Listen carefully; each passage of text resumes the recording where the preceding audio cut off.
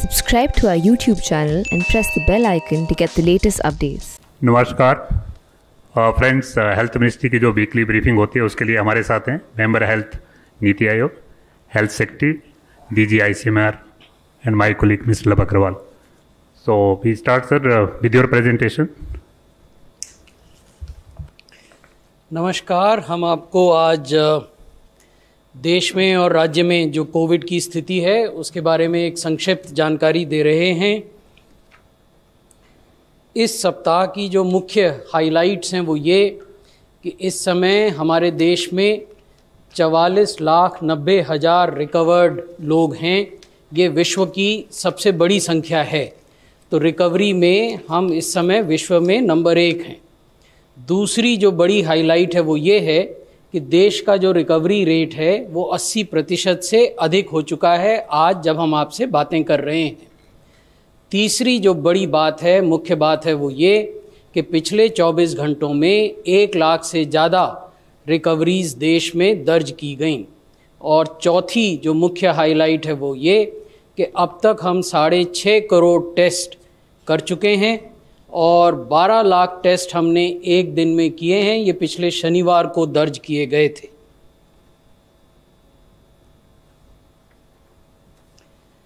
जैसा मैंने आपके समक्ष कहा कि भारत में विश्व के सबसे ज़्यादा रिकवरी के मामले हैं. ये अन्य देशों की स्थिति है. अगर विश्व के कुल कोविड के मामले आप देखें तो उन मामलों का 22% से कुछ अधिक USA में है, 17% से कुछ अधिक भारत में है, 14% से कुछ अधिक ब्राज़ील में है, रशिया, साउथ अफ्रीका और फ्रांस में 3.5, 2 और 1.5% कुल कोविड केसेस जो विश्व में हैं वो किस ढंग से बटे हुए हैं मुख्य देशों में वो हम आपको दिखा रहे हैं. अब हम आपको बताएंगे कि रिकवरीज़ की क्या स्थिति है. भारत में विश्व के कुल 17.7% केसेस हैं कोविड के, जबकि विश्व की कुल रिकवरीज़ में भारत की हिस्सेदारी 19.5 है. USA में विश्व के कोविड के केसेस के 22.4% हैं, जबकि USA की भागीदारी रिकवरी में 18.6 है जो भारत से कम है.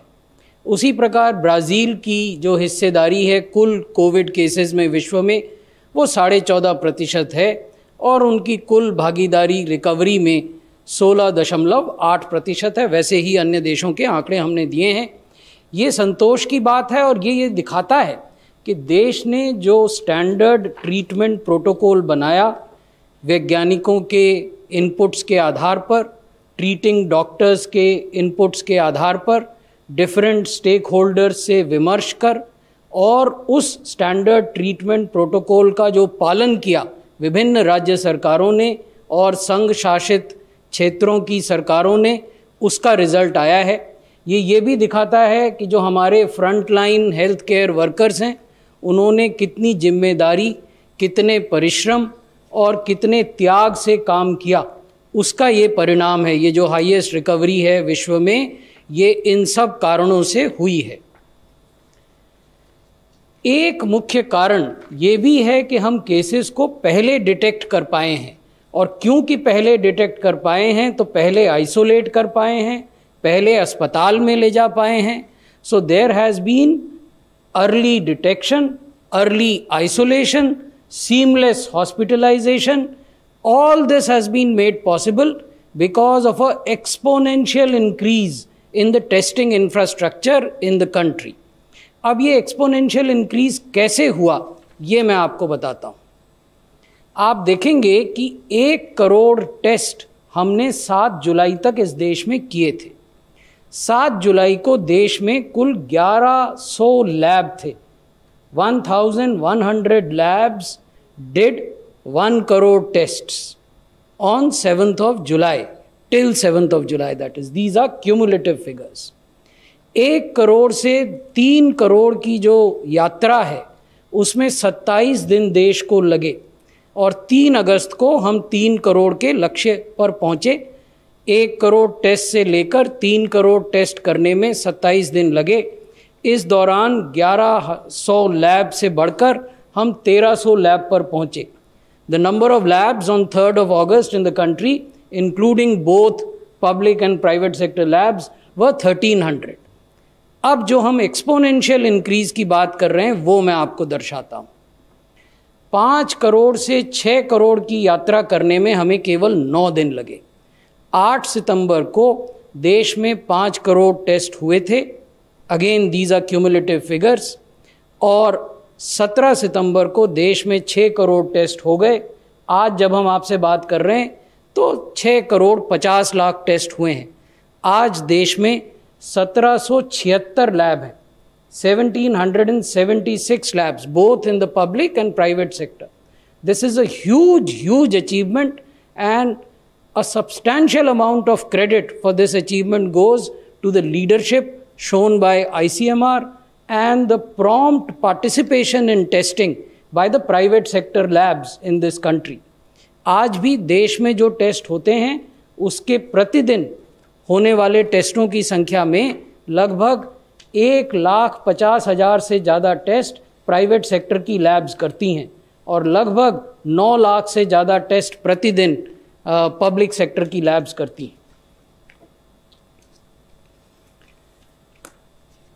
केसेस पर मिलियन पॉपुलेशन देखें तो आज भी हम देश विश्व में सबसे कम हैं। 4,000 के लगभग हमारे यहाँ प्रति मिलियन केसेस हैं। अभी भी ऐसे देश हैं जहाँ 20,000 या 21,000 प्रति मिलियन केसेस की संख्या है। मृत्यु को देखें, डेथ पर मिलियन, उसमें भी हम सबसे कम वाले देशों में हैं। 64 मृत्यु प्रति मिलियन हमारे यहाँ कोविड से होती हैं। अन्य देशों में ये 500, 600 और 640 से भी अधिक है प्रति मिलियन। रिकवरी रेट जैसा मैंने आपको बताया, आज जब हम आपसे बात कर रहे हैं तो ये 80.86% है।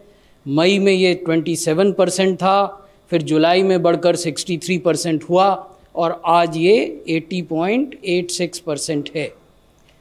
ये एक महत्वपूर्ण तथ्य है जिसकी ओर मैं आपका ध्यान आकृष्ट करना चाहूँगा। अगर हम पिछले 4 दिनों के आंकड़ों को देखें तो लगातार 4 दिन हमारे यहाँ जो रिकवरीज हुई देश में वो नए केसेस की तुलना में अधिक हुई।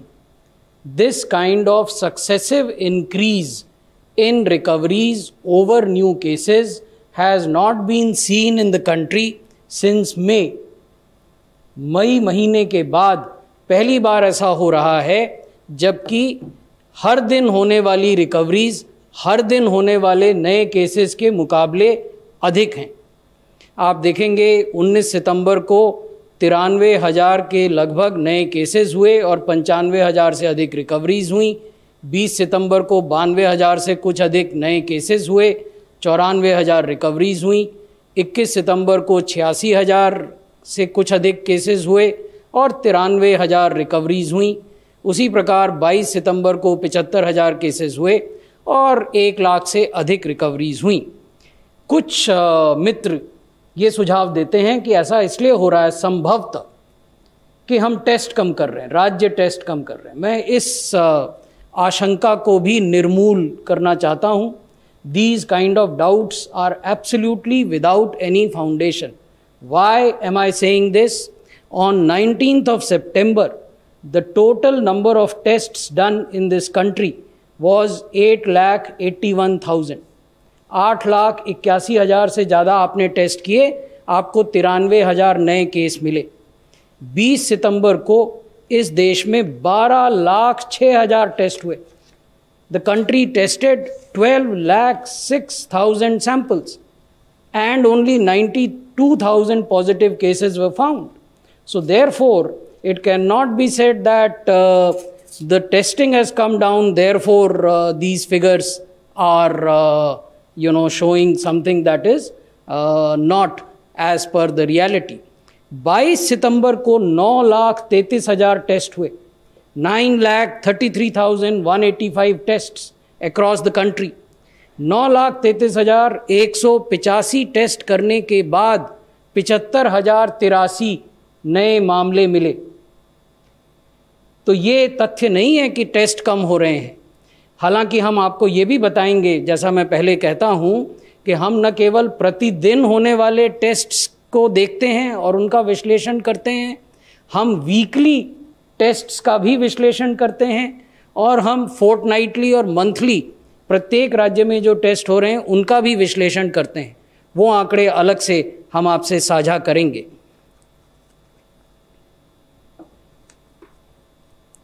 यहाँ हम ये आपके संज्ञान में लाना चाहते हैं, we want to bring this to your notice, to your attention, that less than 1/5 of the total cases are active.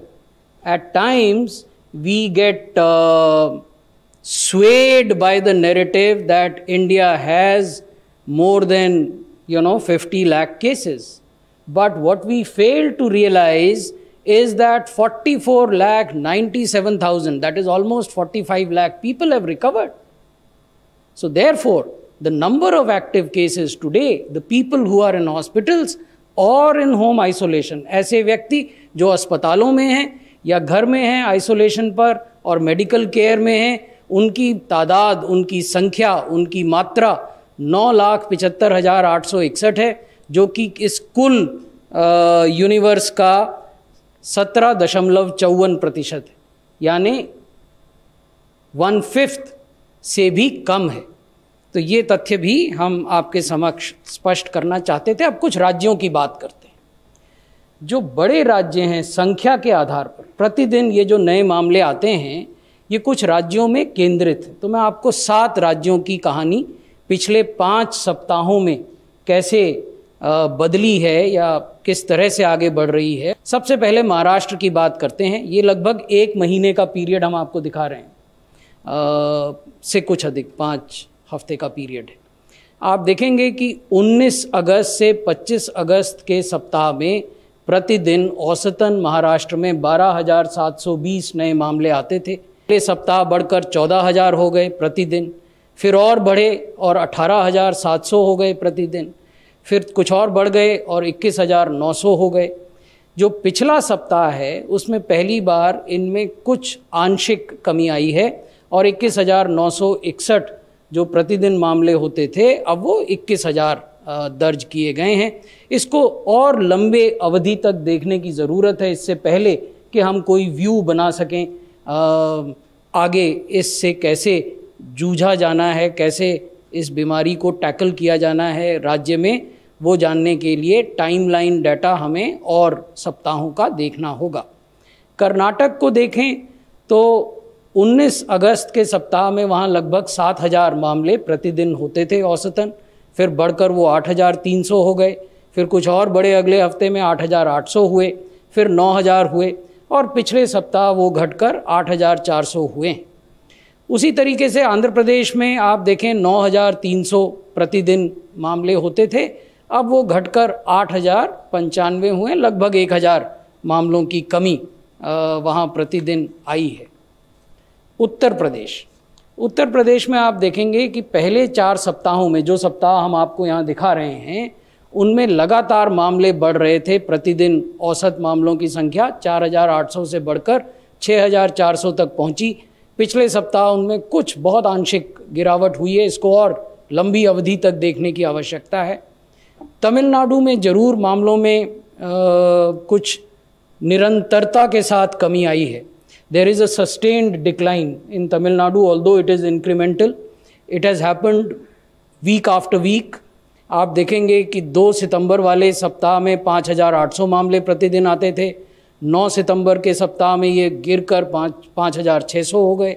फिर ये फर्दर और नीचे डिक्लाइन करके 5,500 हुए हैं पिछले सप्ताह। दिल्ली की बात करें तो दिल्ली में अप्रत्याशित रूप से मामले बढ़े हैं। 1,300 मामले 19 अगस्त वाले सप्ताह में प्रतिदिन औसतन होते थे, फिर वो बढ़े और 1,700 हो गए प्रतिदिन, फिर और बढ़े 2,600 हुए, फिर 4,000 भी हुए, 4,000 से कुछ अधिक भी हो गए थे। हम तो औसत आपको दिखा रहे हैं। और पिछले सप्ताह ये घटे हैं, 3,960 हुए हैं। इसको भी अधिक समय तक देखने की आवश्यकता है। वेस्ट बंगाल में 3,180 के लगभग ये अगस्त के सप्ताह में थे और अभी पिछले सप्ताह में ये लगभग 3100 हैं। तो ये हमने आपको राज्यों की स्थिति बताई, क्योंकि देश के आंकड़े जब हम देखते हैं तो कई बार जो ग्रैनुलर डिटेल्स हैं, किस राज्य में क्या हो रहा है, किस यूनियन टेरिटरी में क्या हो रहा है, उस पर ध्यान नहीं जाता है, तो वो बताना भी आवश्यक था। बहुत बहुत धन्यवाद।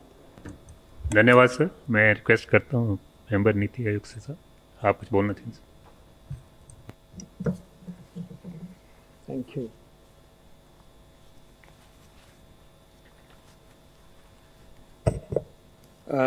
थैंक यू सेक्रेटरी सर, आपने आज पर्सपेक्टिव दिखाया है that the overall situation continues to be under control.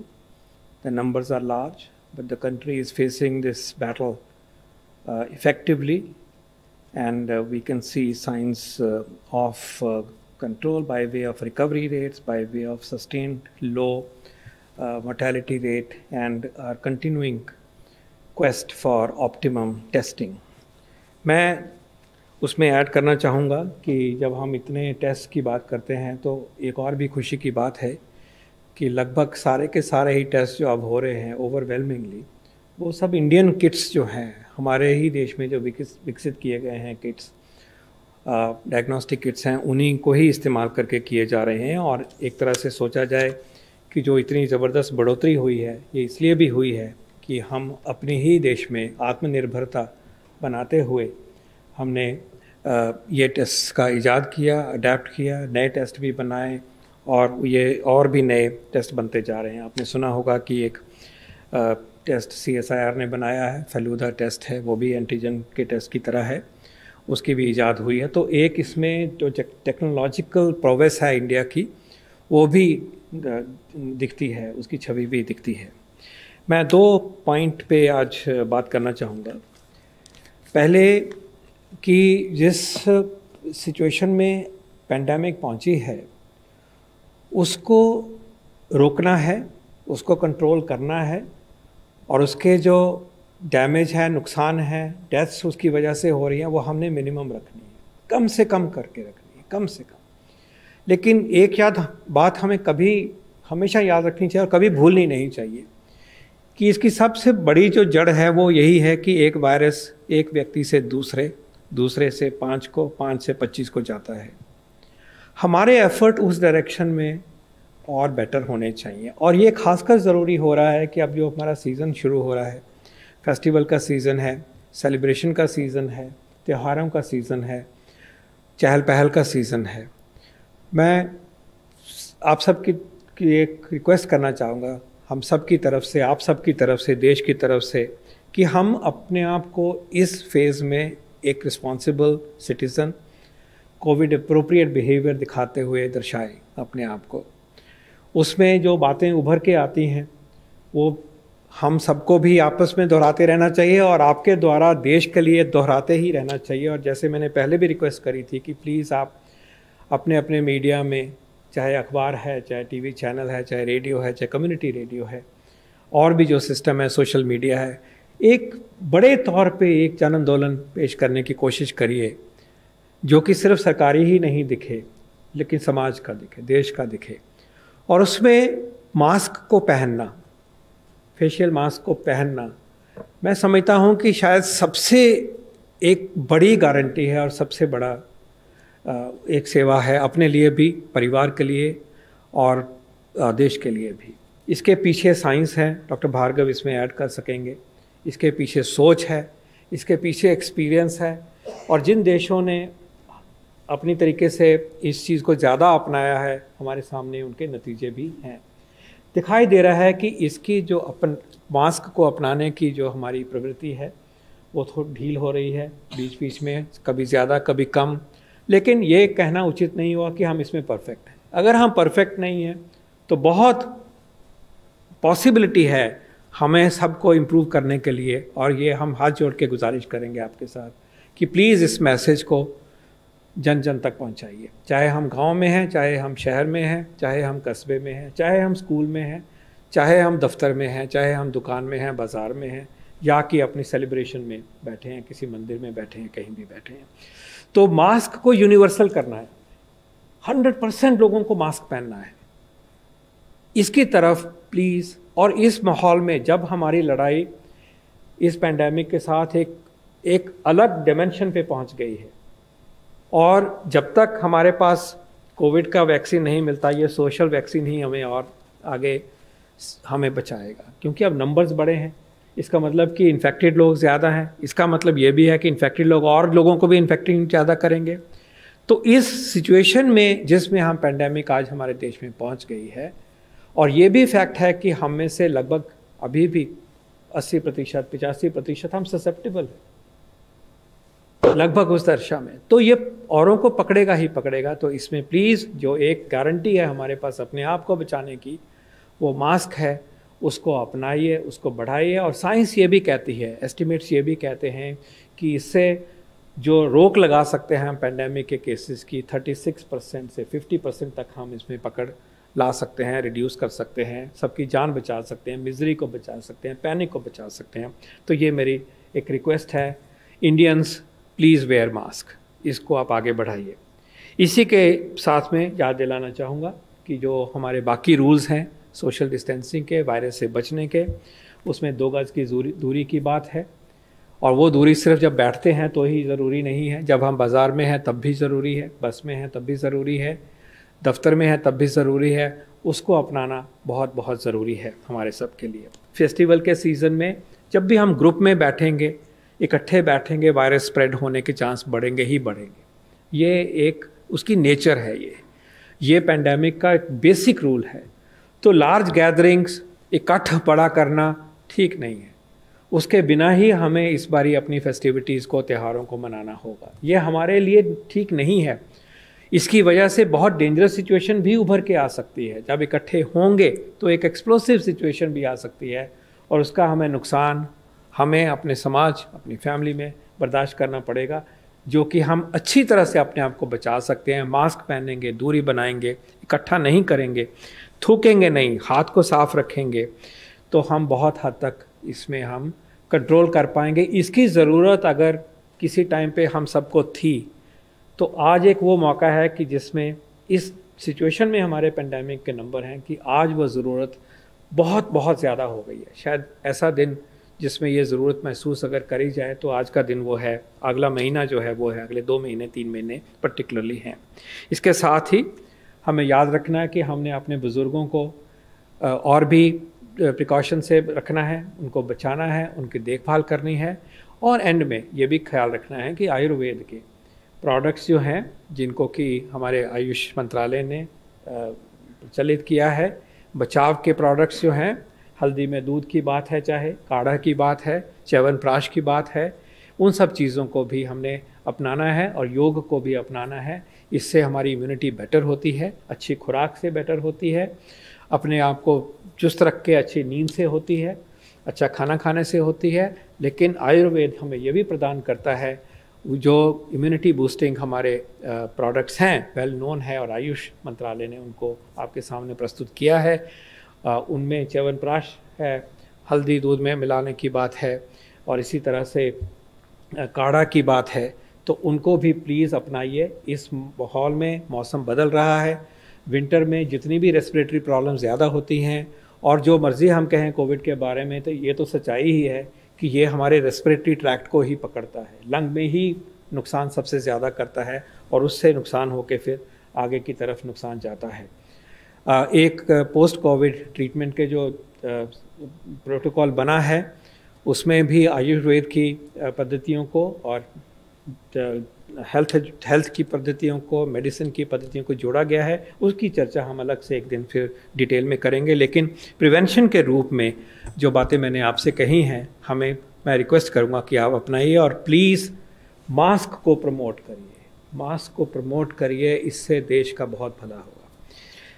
दूसरी बात मैं प्रस्तुत करना चाहूँगा कि ये सब कोविड की लड़ाई चल रही है, लेकिन जो और काम होने चाहिए, चाहे वो हमारे नेशनल प्रोग्राम है, हमारा इम्यूनाइजेशन प्रोग्राम है, हमारी सेवाएं जितनी भी हम प्रदान कर सकते हैं, इमरजेंसी सर्विसेज हैं, उसके ऊपर भी सरकार का पूरा ध्यान रहा है और हमेशा रहेगा, और उसमें भी आपका योगदान चाहिए। इसी तरह से जो रिफॉर्म्स होने चाहिए, मेडिकल एजुकेशन के रिफॉर्म्स हैं वो, और जो ठीक होना चाहिए व्यवस्थाएं, डॉक्टरों की पूर्ति हो, नर्सों की पूर्ति हो, स्पेशलिस्ट की पूर्ति हो, उसमें भी सरकार ने बहुत कदम लिए हैं। उसकी भी एक दिन पूरी डिटेल में चर्चा करने की अपॉर्चुनिटी क्रिएट करेंगे। लेकिन I am happy to announce कि अभी पिछले हफ्ते कुछ ही दिन पहले एक नई प्रोग्राम को कार्यान्वित करने के डिसीजन हुआ है, नोटिफिकेशन हुआ है। उसको हम डिस्ट्रिक्ट रेजिडेंसी प्रोग्राम कहते हैं। इसके अंतर्गत जो भी पोस्ट ग्रेजुएट हमारे ट्रेनीज़ होंगे, रेजिडेंट्स हैं, पोस्ट ग्रेजुएट स्टूडेंट्स हैं, वो 3-3 साल के लिए आते हैं MD या MS करने के लिए, और उनको हम सेकेंड ईयर में 3 महीने के लिए, सेकेंड ईयर और early third year, third, fourth, fifth semester में 3 महीने के लिए उनको हम ज़िलों के अस्पताल में और ज़िले के सिस्टम में पोस्ट करेंगे as a matter of rule, as a matter of their training, as a compulsory part of their whole curriculum. इसके कम से कम 2 फ़ायदे हैं। पहली बात तो है कि जब मैं ट्रेनिंग वहाँ लेता हूँ जहाँ मुझे सेवा करनी है, डिस्ट्रिक्ट हॉस्पिटल हमारी स्पेशलिटी की केयर की हब है पब्लिक सेक्टर पे, स्पेशलिटी हमारी वहाँ एंकर्ड है, और डिस्ट्रिक्ट हॉस्पिटल से हमारा मतलब है कि 100 बेड से ज़्यादा हॉस्पिटल जिसमें कि वो स्पेशलिटी हो, तो वही क्लोजेस्ट टू द पीपल है स्पेशलिटी केयर, तो वही हमारी कर्मभूमि है। और वहाँ पे जब हमारे फ्यूचर के स्पेशलिस्ट जो है, ये PG स्टूडेंट्स में कल के स्पेशलिस्ट हैं, उनकी जब ट्रेनिंग होगी तो वो जो वहाँ की प्रायोरिटीज़ हैं, वहाँ की बीमारियाँ हैं, लोगों की कॉमन प्रॉब्लम्स हैं, उनकी समझ आएगी, उनको ट्रीट करने की, उनको मैनेज करने की, उनकी एफिशिएंसी, उनकी सोच, उनकी स्किल्स बेटर होंगी, फर्स्ट हैंड एक्सपीरियंस मिलेगा, ज़्यादा मात्रा में एक्सपीरियंस मिलेगा। मेडिकल कॉलेज कई बार दूर हो जाता है, तो ये है कि कॉन्टेक्चुअल ट्रेनिंग में बढ़ोतरी मिलेगी, जो कि एक हाई प्रिंसिपल है मेडिकल एजुकेशन का, कि training should happen in the context where the services have to be delivered. So एक उस हाई प्रिंसिपल को ये एम्ब्रेस करता है, ट्रेनिंग को एनरिच करता है, स्किल्स एक्विजिशन को एनरिच करता है, और हम समझते हैं कि उस ट्रेनिंग के बाद में जो प्रोडक्ट निकलेंगे हमारे देश में, वो सेवा करने में, इस प्रकार का अपनी सेवा प्रदान करने में ज़्यादा बेहतर ट्रेनिंग और प्रिपेयर्ड होंगे। लेकिन उसका सेकंड फ़ायदा जो है वो भी ऑब्वियस है कि जब लगभग मान लीजिए 40,000 38,000 पोस्ट ग्रेजुएट स्टूडेंट्स, उनमें से 1/4 ऑफ अ गिवन बैच 3-3 महीने हैं, तो चौथा हिस्सा जो है 1 साल का, वो लगभग उतने PG स्टूडेंट्स जब देश में के ज़िलों के स्तर के अस्पतालों में जाएंगे, तो स्पेशलिस्ट रेजिडेंट्स वहाँ पहुँचने से स्पेशलिस्ट सर्विसेज भी बेटर होंगी, क्योंकि इन लोगों ने 1-1 साल की ट्रेनिंग पूरी कर ली है, 1 साल, 1.25 साल, 1.5 साल की ट्रेनिंग पूरी हो गई है, तो काफ़ी कुछ आता है। और वहाँ के स्पेशलिस्ट के साथ जुड़ के जो वहाँ काम हो रहा है उसमें बढ़ोतरी होगी। ऑपरेशन हो रहे हैं तो ज़्यादा हो सकते हैं, मेडिसिन हो रहा है तो अच्छा क्लिनिक चलेगा, डायबिटीज़ भी देखी जाएगी, अच्छा OPD चलेगा, नाइट सर्विसेज बेटर होगी, इमरजेंसी कॉल्स बेटर होगी, इसमें बढ़ोतरी मिलेगी। और जो कम्युनिटी मेडिसिन के डॉक्टर साहब PG जाएंगे, वो जो नेशनल प्रोग्राम होंगे उसमें योगदान करेंगे, फील्ड में जाएंगे, ऐसा हमने सोचा है। ये स्कीम जो बनी है, भारत सरकार ने इसको स्वीकृति दी है। Board of governors, medical council of India ने इसके बारे में सोचा, इसको इकट्ठा किया, विचार किए, उसके बाद प्रस्तुत किया, और भारत सरकार ने इसको हमें नोटिफाई करने की इजाज़त दे दी है, और ये गज़ट हो गया है। हम समझते हैं कि ये बड़ा रिफॉर्म है जिसमें ट्रेनिंग भी बेटर होगी, और ज़िले के स्तर पे एट एनी गिवन टाइम 4 से 6 से 8 स्पेशलिस्ट और each at any given time हो जाएंगे। जब ये स्कीम चल रही होगी अगले 2-3 साल में, उतना ये नंबर हो जाएगा जब पूरी तीनों बैचेस जब जाने की व्यवस्था बन जाएगी। ये स्कीम जो पोस्ट ग्रेजुएट्स इस साल आएंगे, नीट के बाद जो अब ज्वाइन कर रहे हैं, उस बैच से लागू होगी, और पहले बैचेस जो हैं वो अगले साल इन्हीं दिनों में ये इन प्लेसेस में जाने शुरू होंगे। तो we feel it is a win win scheme. This will transform learning, and this will also transform specialty care at the district level in the service of people of India. Thank you very much. धन्यवाद sir. First online question, sir. Are there any plans to encourage sero surveys in Bihar and UP?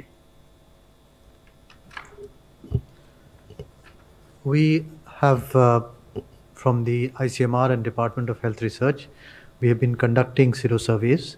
The second one is completed, and the results will be announced very soon. The sero survey includes districts from Bihar and UP in both the first one as well as the second one, National Sero Survey, and that is representative of those states. So they are clearly included in that. This does not mean that various cities cannot start their sero survey, and all cities and districts are encouraged to start their state level sero survey in different states as well. 99. मेरा सवाल है mister Bhushan से. Sir, I'm a senior journalist. Basically, I'm from Maharashtra, though I stay in Delhi, sir knows. Please Sir, ask your question. Yes. Pardon? Please ask your question. Yeah.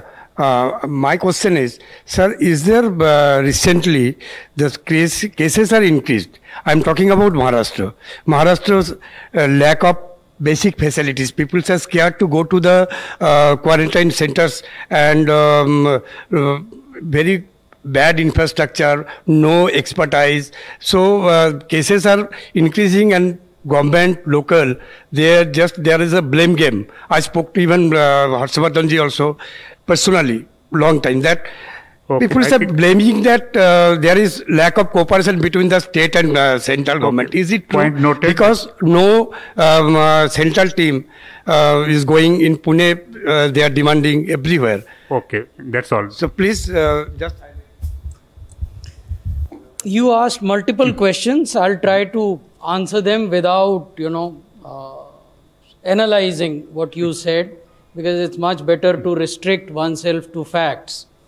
Number one was whether cases are increasing in Maharashtra. Yes. However, it's a qualified yes, because I just showed you week on week, last week, cases have actually decreased in Maharashtra. But since Maharashtra started with a bigger base of cases, so therefore that effect will remain. Another question you asked was whether facilities are adequate.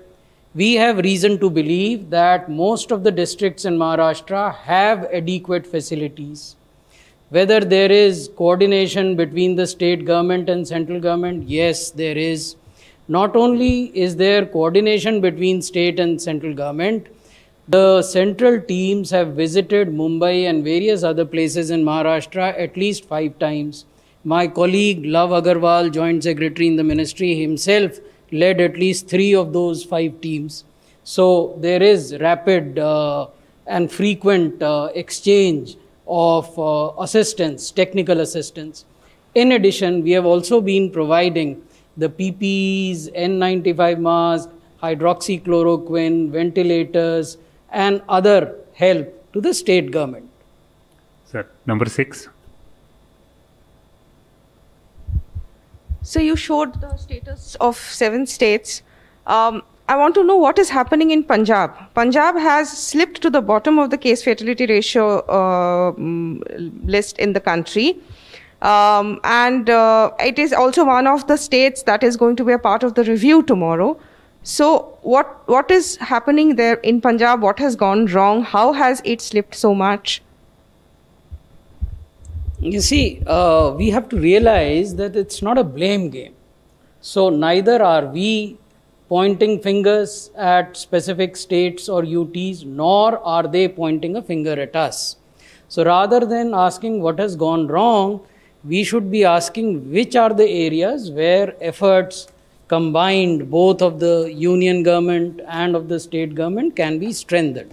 Coming to Punjab, one area where efforts need to be put in with renewed vigor is the area of testing, increasing the testing, and also a corollary of that is trying to catch those people who are symptomatic negative in rapid antigen tests and ensuring that they are administered RT-PCR test. We repeatedly have brought it to the notice of all states, including Punjab, that you cannot chase the virus until and unless you catch the missing people. If you let the missing people go missing, then virus would be chasing you rather than you chasing the virus. So this is the second area. तो मैंने दो आपके सामने निवेदन किए. एक, testing को और अधिक बढ़ाने की आवश्यकता है, उसके लिए हम राज्य सरकार से सहयोग कर रहे हैं. दूसरा, जो लक्षण वाले नेगेटिव लोग हैं रैपिड एंटीजन टेस्ट में, उनका RT-PCR टेस्ट हो जाए, ताकि अगर उन्हें आइसोलेट करने की ज़रूरत हो, अस्पताल में ले जाने की ज़रूरत हो, तो वो हो सके. क्योंकि अगर आप उनको नहीं आइडेंटिफाई करते हैं तो वो समुदाय में घूमकर संक्रमण फैलाते हैं. तीसरी जो महत्वपूर्ण बात है वो ये है, जो हमने दिल्ली में भी की थी और डॉक्टर पॉल की अध्यक्षता में एक ग्रुप था जिसने वो रणनीति बनाई थी, स्ट्रैटेजी पेपर दिल्ली के लिए बनाया था, जिसका बड़ा बखूबी अमल हुआ था जून और जुलाई के महीने में दिल्ली में. अस्पतालों में जो बेड बढ़ाए गए हैं उसकी जानकारी आम जनता को होनी चाहिए. The information of augmented hospital facilities must be proactively put in public domain so that there is a feeling of confidence that if I go to the hospital I'll get a bed. अगर मैं अस्पताल में जाऊंगा तो मुझे दाखिला मिल जाएगा. इसमें राज्य सरकार की बहुत बड़ी भूमिका है. तो ये तीन बड़े क्षेत्र हैं जिसमें हमें लगता है कार्य करने को की ज़रूरत है और हम राज्य सरकार का सहयोग कर रहे हैं. कुछ और क्षेत्र भी हैं जिनके बारे में अलग से हम आपको जानकारी दे देंगे. 34.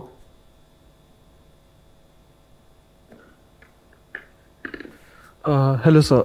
So this is regarding the vaccine. So yesterday the CDSCO's draft guidelines came out, and one of the sentences there was, as it is possible that COVID-19 vaccine might be much more effective in preventing moderate to severe COVID-19 versus mild COVID-19, a consideration should be given for testing of severe COVID-19.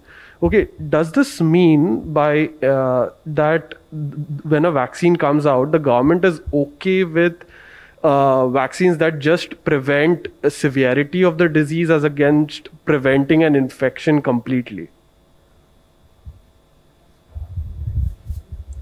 I'll just submit one sentence to put facts in perspective, then Dr. Bhargav would elaborate. The document that you're referring to is a draft guidance note which has been put in public domain as part of the transparency policy of the government to invite stakeholder comments. It's not a final document. Dr. Bhargav. You've answered it. The purpose of one point to remember that all the vaccines for respiratory viruses are not 100% effective. Even the WHO has said that if there is three things for a vaccine. One is the safety. The second is immunogenicity, that it is, and third is efficacy.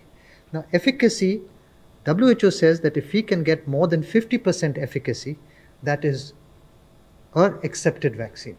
So for respiratory viruses, we do never get 100%, and we are obviously aiming for 100%, but we may get anywhere between 50 to 100%. 65. Just we have many more questions. मेरा सवाल यह है कि जो Russia की vaccine है Sputnik, उसको लेकर भारत में ट्रायल्स को लेकर क्या अभी डेवलपमेंट है?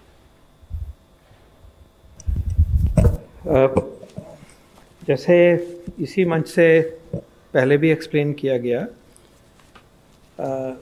रशियन गवर्नमेंट ने थ्रू अप्रोप्रिएट चैनल्स भारत सरकार को अप्रोच किया कि मदद की जाए, पार्टनरशिप की जाए, आगे बढ़ा जाए इकट्ठे दो डायमेंशन पे. एक तो उनके वैक्सीन को मैन्युफैक्चरिंग का बेस हमारे कंपनीज़ के द्वारा, मैन्युफैक्चरिंग यूनिट्स के द्वारा मिल पाए.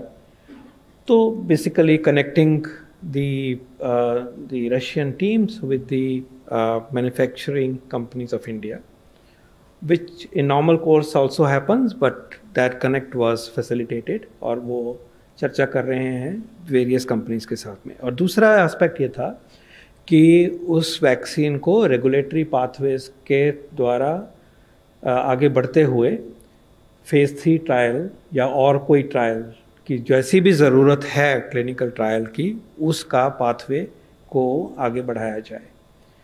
तो ये दोनों ही फ्रंट पे प्रोग्रेस हुई है और भारत सरकार ने ये कन्वे किया है कि आप अपने डॉक्यूमेंट्स के साथ में अप्लाई करिए। उन्होंने आइडेंटिफाई किया है कि उनके बिहाफ पे कौन अप्लाई करेंगे, कोई एंटिटी इंडिया में होनी चाहिए जो अप्लाई करेंगी, तो वो इस प्रक्रिया में आगे बढ़ रहा है। हमें उम्मीद है कि वो जल्द रेगुलेटर्स को अप्रोच करेंगे सिस्टमेटिकली, और जो भारत की रेगुलेटरी सिस्टम के नॉर्म्स हैं, पैरामीटर्स हैं, SOPs हैं, उसके थ्रू उनको वैक्सीन बनाने की देश में, और अगर वैक्सीन का क्लिनिकल ट्रायल्स होने हैं उसकी जो भी स्वीकृति मिलनी है उस पाथवे के बाद में होगी। This is work in progress. 22. My question is to Dr. Bhargav. Sir, you said the second round of sero survey is also almost done and the results may be out soon. Regarding the first round of sero survey, a paper was published in IGMR, but it appeared that one part which was regarding containment zones was not published, and but the necessary information was given to the states which was required. Is it not, if at any point in time will they make the second part, will they make to any scientific journal? If not, why? And if yes, when? Just one more question. Paul sir, you talked about Russian vaccine. Just one more question. No, madam, please, just there are 3 more questions. If there is a possibility of EUA. Just give the mic back. Yeah, sorry. See, in the sero survey, which was the first one and the second one, we have a national representative to estimate the burden. And the sampling is done for that. The part that was not included in the publication was the containment zones, which are very dynamic. They change from day to day. They change from week to week. And therefore, and a very small sample size was done in the containment zone. And the purpose of that was served by igniting the spirit of sero surveys in those larger cities. And that was the purpose of doing these in the containment zones. And that was effectively done. And you can see that New Delhi has carried out 3 sero surveys. New Delhi alone, and we have seen it in June, July, and also August end, and we are getting the results of 22%, 27%, and 33%.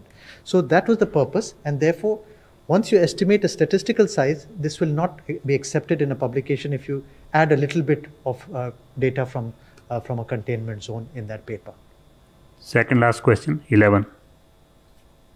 Nitendra, DD news sir, पिछले 10-15 दिनों से 7 से 10 ऐसे राज्य हैं जहां पर cases भी ज़्यादा हैं, मृत्यु दर भी ज़्यादा है। तो क्या ये वजह है कि आपके केंद्र के और राज्य के प्रयास करने के बावजूद मामले कम नहीं हो रहे हैं? दूसरा, चूंकि केसेस बढ़ रहे हैं, same rule applicable, just please be, oxygen को लेकर क्या अवेलेबिलिटी है? कुछ राज्यों में नए केसेस की संख्या बढ़ रही है, वो बात एकदम सही है। हर समय कुछ न कुछ राज्य ऐसे होते हैं जहाँ संख्या बढ़ती है, कुछ राज्यों में घटती भी है। मैंने आपको अभी दिखाया, तमिलनाडु का उदाहरण दिया, अन्य राज्यों के भी उदाहरण दिए। जिन राज्यों में हमें ऐसा प्रतीत होता है कि उन्हें भारत सरकार की केंद्रीय टीमों की तकनीकी परामर्श की आवश्यकता है, वहाँ हम केंद्रीय दल भेजते हैं। हमारे स्तर पर भी, स्वास्थ्य मंत्रालय के स्तर पर, हम ऑलमोस्ट प्रति सप्ताह इस तरह की समीक्षात्मक बैठकें ऐसे राज्यों से और जिलों के स्तर पर भी हम समीक्षा करते हैं, और माननीय प्रधानमंत्री जी के स्तर पर भी समीक्षा होती है। एक समीक्षा बैठक तो कल ही आयोजित की जा रही है। ऑक्सीजन की जहाँ तक आपने बात की, मैंने पहले भी आप लोगों को बताया था कि देश में जो ऑक्सीजन की कुल उत्पादन होती है और जो कुल खपत है, जिसमें कि इंडस्ट्रियल खपत और मेडिकल ऑक्सीजन की खपत दोनों शामिल हैं, उसके बावजूद सफिशिएंट हेडरूम है। आवश्यकता इस बात की है कि राज्यों के स्तर पर और राज्यों में जो हेल्थ फैसिलिटीज़ हैं, यानी अस्पतालों के स्तर पर प्लानिंग की जानी है, ताकि हम आगे की सोच सकें कि 6 दिन बाद हमारी ऑक्सीजन के स्टॉक क्या होंगे। इन्वेंट्री प्लानिंग जिसको कहा जाता है, उसको हम कैसे समय रहते हुए रिप्लेनिश करें, ये कहा जाता है। एक सरकार के स्तर पर एम्पावर्ड ग्रुप की गठन की गई है, जिसमें DPIIT के सेक्रेटरी, फार्मास्यूटिकल डिपार्टमेंट के सेक्रेटरी, टेक्सटाइल मंत्रालय के सेक्रेटरी और हमारा मंत्रालय उसके अंग हैं, स्टील सेक्रेटरी, ये सब उस एम्पावर्ड ग्रुप के अंग हैं और वो राज्यों से बात करते हैं। पिछले सप्ताह हमारे 3 परामर्श राज्यों से ऑक्सीजन के बारे में हुए हैं, उसमें अनेक चीज़ें निकली हैं, अनेक निर्णय हुए हैं। मैं 5 निर्णयों की ओर आपका ध्यान आकृष्ट करता हूँ। पहला निर्णय जो इन परामर्शों से हुआ वो ये कि हम 24/7 अनरिस्ट्रिक्टेड और अनहिंडर्ड इंटरस्टेट और इंट्रास्टेट 2 राज्यों के बीच में और राज्य के भीतर अबाध परिवहन, unrestricted and unhindered transportation of oxygen will be permitted. That means no state government, no UT administration would put any obstructions in free movement of oxygen. ये बड़ा पहला निर्णय हुआ जिसको फिर भारत सरकार के गृह मंत्रालय ने भी दोहराया ताकि किसी के दिमाग में कोई confusion न रहे। दूसरा बड़ा निर्णय ये हुआ राज्यों की भागीदारी के साथ कि जो ऑक्सीजन टैंकर हैं, आपने देखा होगा वो बड़े बड़े ऑक्सीजन टैंकर होते हैं जिसमें कि 16 पहिए के ट्रक पे या उससे बड़े ट्रक पर वो परिवहन करते हैं लिक्विड ऑक्सीजन को, पॉपुलरली नोन एज LMO। तो उनको सिटी लिमिट्स में डे टाइम में भी परमिट किया जाए कि वो एंटर कर सकें और फ्रीली मूव कर सकें।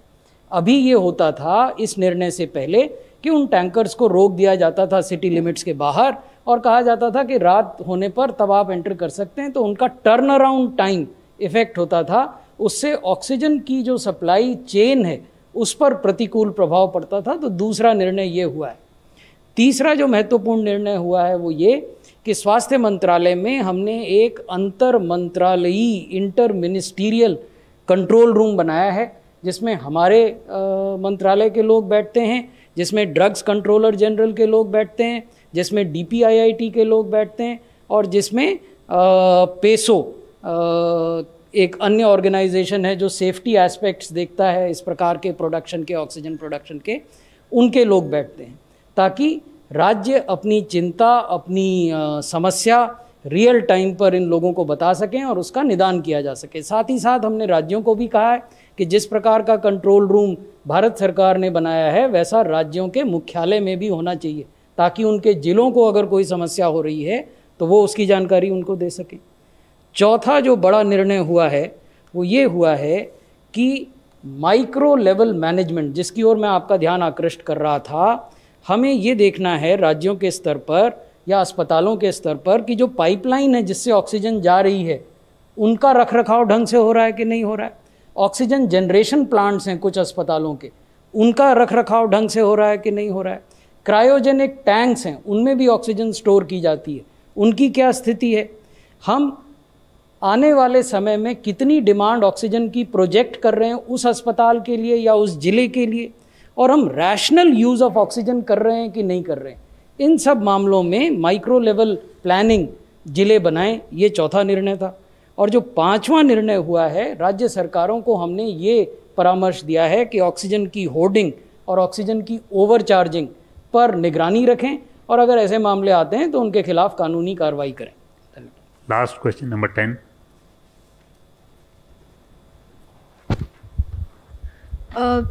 Sir, we all salute the work that our healthcare workers have done for the country and the pandemic. But the government has been asked for how many of them have laid their lives. That data is not there.